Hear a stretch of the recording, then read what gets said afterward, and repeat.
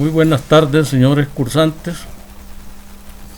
Esta tarde vamos a dedicarnos al estudio de uno de los temas más importantes dentro del derecho internacional público. El tema se llama Arreglo Pacífico de las Controversias Internacionales. Los estados, todos los estados, entran en conflicto. Los conflictos pueden ser territoriales, pueden ser por la población, por costumbres que tengan cada uno de los pueblos, puede ser por cuestiones económicas, etcétera. Entonces, en la antigüedad, todo se resolvía a través de las armas. Los pueblos iban a la guerra y así resolvían sus conflictos a base de la guerra y con las armas. Habían cosas muy curiosas, que a veces dos estados entraban en conflicto, pero se unía uno a este bando y el otro, y eso desencadenó en el siglo pasado la Primera Guerra Mundial y posteriormente la Segunda Guerra Mundial, las cuales pues históricamente conocemos ha ocasionado grandes destrucciones y rompimiento de las sociedades, sobre todo en Europa y los países que entraban en conflicto, ¿verdad? La Unión Soviética, Polonia, Hungría, Japón, etc. Pasada la Segunda Guerra Mundial, los estados siempre han buscado maneras de que exista un organismo internacional que evite estas guerras. Y así es como surgió en 1948 la Carta de las Naciones Unidas, que en su parte primera, sus objetivos, dice que es mantener la paz y la seguridad y la cooperación entre los estados. En el artículo 2 de la carta, de esta misma carta, dice lo siguiente: los miembros de la organización arreglarán sus controversias internacionales por medios pacíficos, de tal manera que no se ponga en peligro la paz y la seguridad internacional ni la justicia. Por supuesto, para mantener la seguridad y la paz, vamos a buscar métodos para resolver esos conflictos, dado cuenta que hay un principio en derecho internacional que prohíbe el uso de la fuerza. Es un principio internacional, aunque hay estados que abusan del uso de la fuerza, pero esa es otra cosa, ¿verdad? Que todo lo quieren arreglar con armas, ¿verdad? El derecho nos dice que la fuerza no debe ser utilizada. Entonces, hay métodos para resolver esas controversias. Hay métodos voluntarios y métodos de obligatoriedad jurisdiccional y métodos de obligatoriedad porque la Carta misma de las Naciones Unidas les mandata a que el Consejo de Seguridad resuelva tal o cual conflicto. Pero dentro de los mecanismos voluntarios tenemos el primero, que es la negociación de los estados. Esto consiste en que los embajadores, y acompañados por supuesto de otros colaboradores expertos en negociaciones, se reúnan y lleguen a arreglos pacíficos. A eso se le llama la negociación. Y luego tenemos otro mecanismo que se llama los buenos oficios. Los buenos oficios es cuando un tercero, un país tercero, se ofrece voluntariamente para acercar las partes a que se reúnan y busquen la solución al conflicto. Fíjense que la tercera parte no va a resolver el problema. No es esa su función es acercar a las partes para que estos se reúnan, discutan y busquen solución a la controversia. Luego tenemos otro elemento que lo conocemos como la mediación. Lo que es un mediador es alguien que se ofrece para que las partes se acerquen y busquen solución al conflicto, ¿verdad? No, el mediador no impone soluciones de nada, sino que trabaja porque las partes se sienten y resuelvan civilizadamente su controversia. Tenemos un cuarto método que se llama de investigación, ¿verdad? En la investigación son grupos externos que investigan las causas que provocaron el conflicto y ponerlo en blanco y negro para que los estados lo vean y puedan encontrar una solución a la parte. El grupo investigador, en este caso, incluso, ¿verdad?, en este caso, puede proponer una solución para que las partes discutan si lo aceptan o no lo aceptan. Luego existe lo que se llama la conciliación. Conciliar, ¿verdad?, es ponerse de acuerdo. Pues conciliemos, no nos peleemos, conciliemos. Entonces, cuando se concilia, las partes ceden parte de sus pretensiones y llegan a acuerdos que de esa manera resuelven un conflicto que podría haberse degenerado en algo más difícil de resolver. Y luego tenemos como otro elemento recurrir a los organismos internacionales.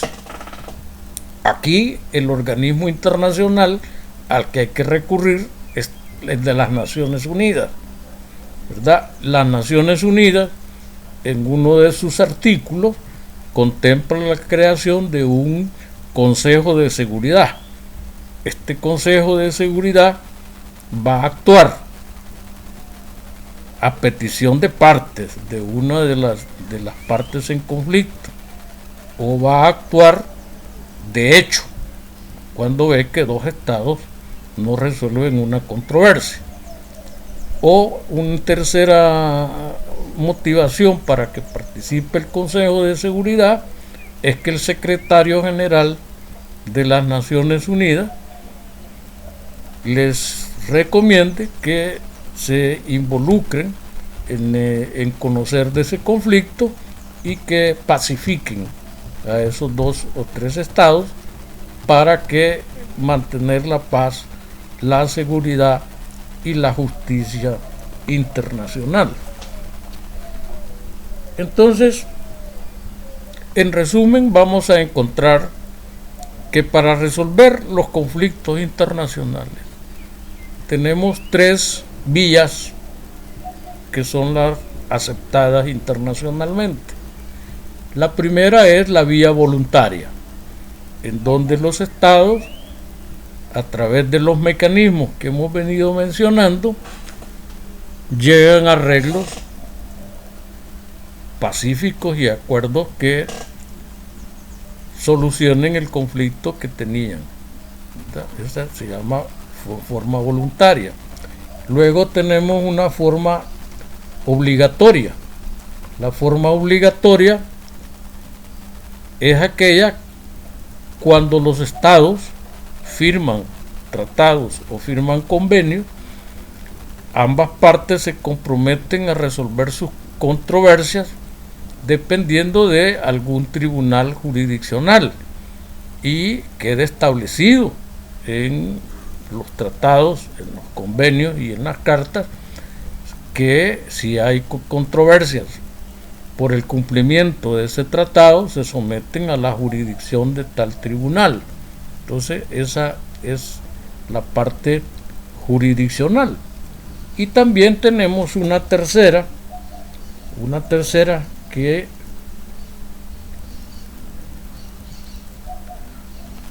es la vía obligatoria, ¿verdad? La vía obligatoria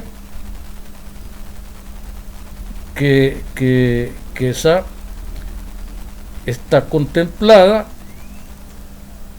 cuando el Consejo de Seguridad ha participado en conocer del conflicto y trata de dirimir y proponer una solución a ese conflicto. Eso se vuelve de carácter obligatorio. Resumiendo, existen tres vías: la vía voluntaria, la vía jurisdiccional y la vía facultativa, ¿verdad? La vía facultativa que es la que tiene el Consejo de Seguridad. Ahora bien, hay problemas y hay conflictos que necesariamente se tiene que recurrir a tribunales internacionales. El Tribunal Internacional de Justicia está localizado en La Haya. Este tribunal lo componen 15 magistrados que han sido nombrados por el Consejo de Seguridad, por la Asamblea de las Naciones Unidas. Las Naciones Unidas los selecciona a propuesta, por supuesto, de los estados. Y estos jueces son nombrados por 15 años y están con toda la facultad, investidos de toda la facultad para resolver controversias internacionales. Este tribunal tiene varias funciones, ¿verdad? Una primera función es la de resolver las controversias internacionales. Para eso han sido creados, para resolver las controversias internacionales. Una segunda función es interpretar las costumbres entre los estados. Hemos sostenido a lo largo de la clase de Derecho Internacional que el derecho internacional es consuetudinario. Eso significa que está basado en la costumbre, y la costumbre hace ley. Los abogados sabemos eso, que desde la edad primitiva la costumbre hacía ley. Actualmente todavía funciona. La costumbre se hace ley. Entonces los pueblos tienen su propia idiosincrasia y sus propias costumbres, la cual puede chocar probablemente con lo que establece otro estado, y eso le corresponde al Tribunal Internacional resolver sobre las costumbres entre los diferentes estados, y que esto ha dado causa a un enfrentamiento entre los mismos. También le corresponde al Tribunal Internacional resolver e interpretar sobre los principios generales del derecho. ¿Verdad? Los principios generales del derecho nosotros sabemos que son de aplicación universal y que los estados tienen que aceptarlo y adoptarlo, ¿verdad?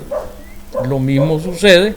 La cuarta función que tiene este tribunal es la de interpretar los principios generales del derecho internacional. El derecho, todas las ramas del derecho tienen principios, y en el derecho interno existen estos principios y existen en el derecho internacional, y es el Tribunal Internacional de La Haya la que va a interpretar, y en base a esas interpretaciones va a resolver muchos conflictos. Hay algunas cosas interesantes que mencionar sobre esto, ¿verdad? conflictos que se han dado en el continente americano. Por ejemplo, Chile, Perú han tenido conflictos internacionales sobre aguas marinas. Vea. Perú tiene un conflicto también con Chile sobre el desierto de Atacama, ¿verdad? Bolivia tiene un problema también, y todos esos requerimientos de resolver esos conflictos han ido a parar al Tribunal de la Haya. Todavía están en litigio, ¿verdad? También en este momento recuerdo una controversia que se dio entre Nicaragua y Colombia sobre la isla San Andrés, ¿verdad? Allí entraron en conflicto porque Nicaragua alegaba que la isla San Andrés estaba dentro de su territorio, dentro de su mar territorial, dentro de su mar de las 200 millas marinas. Y Colombia decía que había ocupado esas islas, que las había desarrollado para el turismo y que había sentado jurisdicción.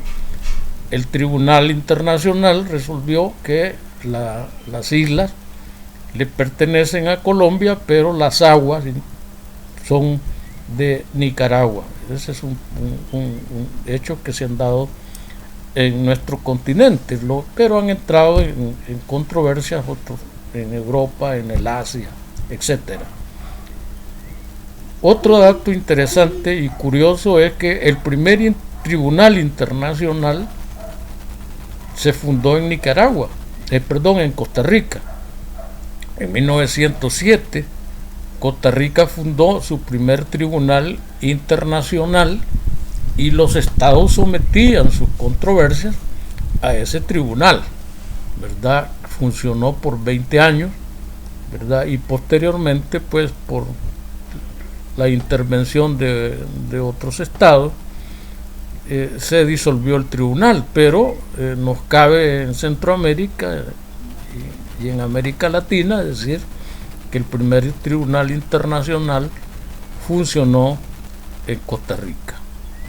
Ese es, digamos, brevemente el tema de la solución de controversias entre los diferentes estados.